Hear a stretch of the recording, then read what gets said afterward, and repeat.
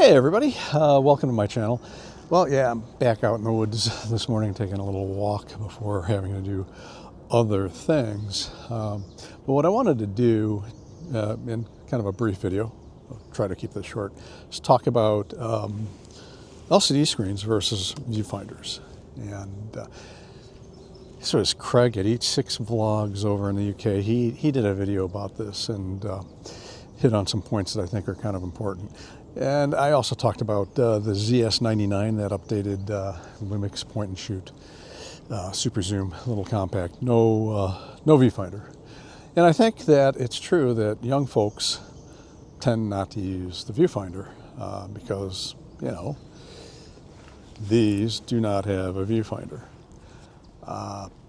But, you know, as we get older, our vision changes, as was mentioned in that E6 Vlogs video.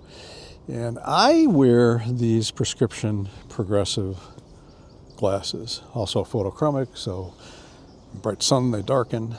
So I'm wearing these glasses all the time when I'm out. I actually keep them in the car because I drive with them. Makes it easier to see out and then see the instrument panel. The departure pattern out of O'Hare today is right over here. So yeah, I tend to frequently use the viewfinder, and easy enough for me to see with these glasses on. And if I put this up to my eye and this little ZS200 is set to automatically switch to the viewfinder, you know, I can still see it, works it. It's got a diopter adjustment, which a lot of cameras these days have, so you can adjust it to work with your glasses. But again, you know, sometimes it's just easier to do this. But saw a comment where somebody said, well, using the viewfinder helps you steady the camera, and that is true.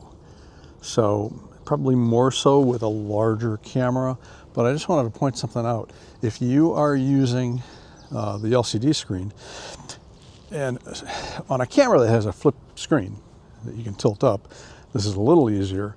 But one of the things you can do is, if you're using the LCD screen, is hold onto the camera, but tuck your elbows into your side, okay, while you're taking the shot.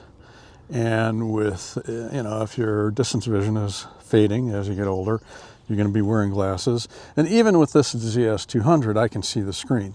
So I have my elbows tucked in to take a shot. I also make sure that if I'm at the far telephoto end, that I actually put it in shutter priority, and I use a shutter speed of 1/250th or faster. Because even though the stabilization in this camera is really pretty good, 5-axis image stabilization, except in 4K, you know, when you get out to those longer focal lengths, the image stabilization has its work cut out for it. But if you do this and you brace in on yourself, you know, you're going to steady the camera quite well. So you don't really need to steady it by putting it up to your eye. Both ways will work.